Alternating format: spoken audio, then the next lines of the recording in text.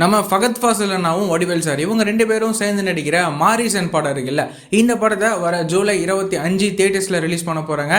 சுதீஷ் சங்கர் இவரோட டைரக்ஷனில் இந்த மாரிசன் படம் எப்படி இருக்க போகுது அப்படின்னு சொல்லிட்டு நம்ம வெயிட் பண்ணி பார்க்கலாம். இந்த படத்துக்கு நம்ம யுவன் சங்கர் ராஜா மியூசிக் வந்து பார்த்தீங்கன்னா கம்போஸ் பண்ணுறாரு.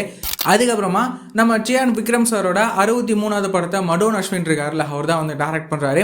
இந்த படத்துலேருந்து ஒரு குட்டி அப்டேட் வந்து கிடச்சிருக்கு. என்ன அப்படின்னா, நம்ம சியான் விக்ரம் சாரோட 63வது படத்துக்கான ப்ரீ ப்ரொடக்ஷன் வேலைகள்லாம் இப்போ வந்து ஸ்டார்ட் பண்ணிட்டாங்க அப்படின்ற மாதிரி அப்டேட்லாம் வந்து கிடச்சிருக்கு. கூடிய சீக்கிரமே இந்த படத்தோட மற்ற அப்டேட்லாம் கூடிய சீக்கிரம் வரும் அப்படின்னு சொல்லிட்டு சொல்கிறாங்க. நம்ம வந்து வெயிட் பண்ணி பார்க்கலாம்.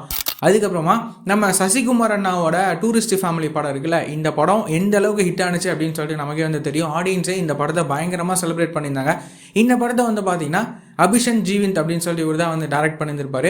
இப்போது என்ன அப்டேட் அப்படின்னா, இவர் வந்துட்டு ஒரு புதிய படத்தில் ஹீரோவாக வந்து நடிக்கிறாரு. இந்த படத்தில் ஃபீமேல் லீடாக வந்து பார்த்தீங்கன்னா அனஸ்வர ராஜன் இருக்காங்கல்ல, அவங்க தான் வந்து ஹீரோயினாக வந்து நடிக்க போகிறாங்க. கூடிய சீக்கிரமே இந்த படத்தோட மற்ற அஃபிஷியலான அனௌன்ஸ்மெண்ட்லாம் வரும் அப்படின்னு சொல்லிட்டு சொல்கிறாங்க. நம்ம வந்து வெயிட் பண்ணி பார்க்கலாம் இந்த ஒரு புதிய படம் எப்படி இருக்க போகுது அப்படின்னு சொல்லிட்டு. இந்த மாதிரியான ரெகுலரான சினிமா அப்டேட்ஸ்லாம் நீங்கள் ரெகுலராக தெரிஞ்சுக்கணும் அப்படின்னா நம்மளோட இந்த சேனலை மறக்காமல் சப்ஸ்கிரைப் பண்ணி ஃபாலோ பண்ணி வச்சுக்கோங்க. வேறு ஏதாவது ஒரு நெகட்டிவ் இருக்குது அப்படின்னா மறக்காமல் கமெண்ட்டில் சொல்லுங்கள்.